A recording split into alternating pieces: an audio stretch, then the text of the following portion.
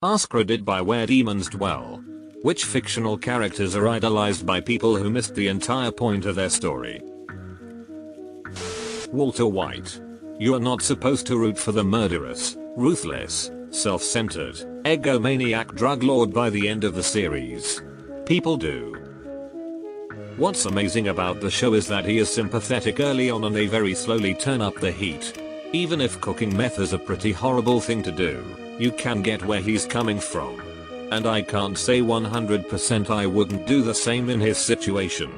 But as the questionable actions pile up, most people stop supporting him at some point. Letting Jane die was the line for me. There was zero excuse for that. The other thing I've noticed about the show is that lots of the bad characters are likable while the good characters are kind of hateable, on a personal level, not based on their actions. Like Jesse and Saul are funny and likable, but Hank and Skylar are annoying and hateable. I think this is to unconsciously guide you towards sticking with Walt as long as possible.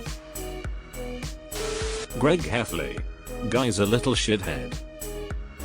He's a dweeb middle schooler who thinks he'll one day be famous, that's obsessed with status so much to the point he'll throw his only friend Rolly under the bus to impress people he looks down on. Takes for you to read the book again as an adult to realize he's a textbook narcissist. Tom from 500 Days of Summer. Really liked the character and could associate myself with him in my younger self, but he's living in his fantasies more than understanding his reality. Just because some girl likes the same bizarro crap you do, doesn't mean she's your soulmate. The actual fucking point of that movie. JD from Heathers. What's your damage, Heather? Not fictional characters, but Bonnie and Clyde. Cool if you wanna have an adventure with your ride or die, just don't kill 13 people while doing it. People loved and adored them because they saw them as heroes taking on the banks that caused the Great Depression.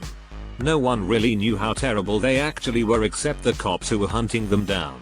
When they were killed, their bodies were towed through the streets of a town and people crowded around crying and sobbing like two movie stars had been killed, then started ripping their clothes trying to get souvenirs.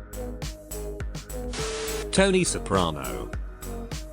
I don't get how people could look up to him when the whole show is about how he hates his life. Holden Caulfield, the catcher in the Rye. He wasn't being refreshingly rebellious, he was crying out for help. He was probably mentally ill, and definitely emotionally scarred by his brother's death and the unhealthy way his parents handled that tragedy. I think the brilliance of that book is depending on your stage of life you can take something very different each time. Young me, yeah. Holden is right. People are phonies. College me, Holden is kind of an asshole. Middle-aged me, Holden is a mentally ill kid crying out for help and no one is listening. Not actually fictional, but The Wolf of Wall Street. My boss paid $10K for Belfort to give us a sales seminar, which was just a video of him at his pool talking about all the coke he did back in the day. Jay Gatsby. Yeah. And Nick GBH, although most people acknowledge that Nick is the judgy bitchy character in classic literature. Basil Fawlty. Hear me out, he is funny, obviously. But we're not supposed to feel sorry for him in any way. John Cleese often explained that Basil is supposed to be despicable. He is a snobbish, xenophobic narc who blames all his faults on others and never ever learns. He is rude, he is violent, he exploits his staff. When you've worked in hospitality, you recognize his feelings towards guests from hell and you wish you dared to be as rude to them as he. But most people Basil is rude to don't have it coming at all. If you ever had a boss from hell, you can easily tell how similar they are to Basil Fawlty. This is typical. Absolutely typical, of the kind of arse I have to put up with from you people. You ponce in here expecting to be waited on hand and foot, while I'm trying to run a hotel here. Have you any idea of how much there is to do? Do you ever think of that? Of course not, you're all too busy sticking your noses into every corner. poking around for things to complain about, aren't you? Well, let me tell you something, this is exactly how Nazi Germany started. A lot of layabouts with nothing better to do than to cause trouble. Well, I've had 15 years of pandering to the likes of you, and I've had enough. I've had it. Come on, pack your bags and get out. Greatest Showman. P.T. Barnum was a super effed up dude. Greatest Showman is the movie P.T. Barnum would have made about P.T. Barnum. Joker and Amp. Holly Astor idolized as an example of crazy passionate love despite it being clearly established as an abusive relationship. It's a shame the movies had to cut out most of the really bad Joker abuse because then maybe the point will be driven home. People acted like they were Gomez and Morticia, who are an amazing, odd couple. Romeo and Juliet.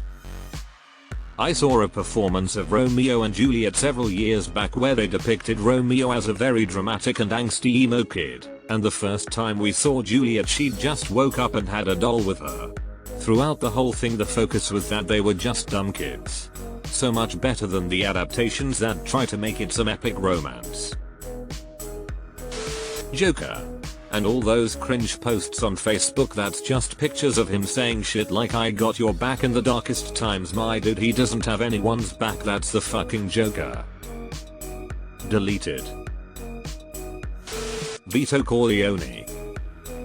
Everybody knows Michael is a monster, but he's only his father without the family man charm. Both of them are ruthless murderers. Scarface. So many wannabe gangsters and rappers with Scarface shirts and posters.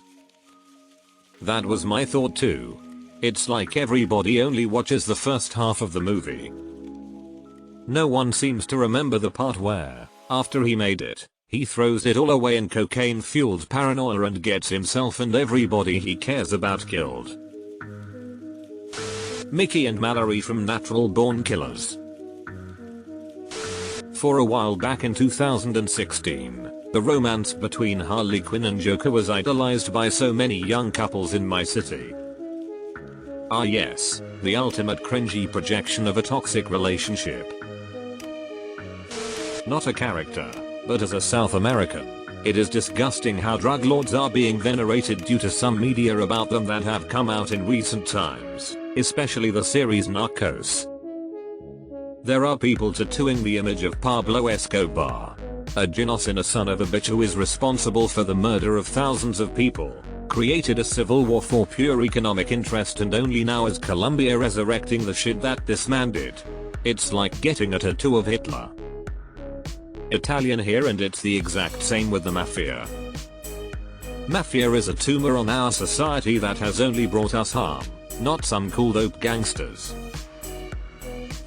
Walter White.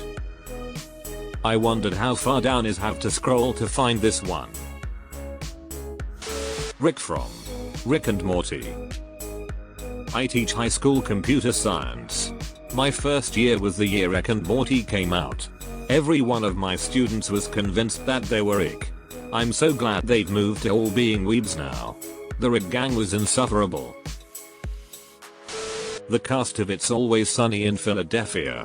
Very funny show, but none of them I would want in my life at all, lol. Edit. While it may be completely obvious these characters are not good people, you would be surprised how many folks mistake their negative traits with just quirks or goofiness. Like Charlie's unhinged, borderline psychotic way of living, confused for funny and carefree. They ruin everyone's life that they interact with besides a few exceptions. Johan from Monster and Griffith from Berserk. Both well written antagonists, but people tend to idolize them a lot. Joker, particularly the iteration from The Dark Knight. Great movie and great acting. Just not a person to be idolized. Your man Grey from the 50 Shades books. Disclaimer: my flatmate had all 3 books and I read them as a method of procrastination from uni work. I also cleaned out all the kitchen cupboards, so that shows the frame of mind I was in. Why is he seen as a wonderful, sexy man of your dreams? He's a narcissistic, misogynistic dickhead. He targeted a young naive girl and groomed her for his own enjoyment. I can't remember the comedian that said 50 Shades is only romantic because he's rich. If he lived in a trailer it would be an episode of Criminal Minds. Thomas Shelby Peaky Blinders. Good one. He's handsome and so forth but also a criminal who hurts and kills for a living. Tyler Durden. Hands down.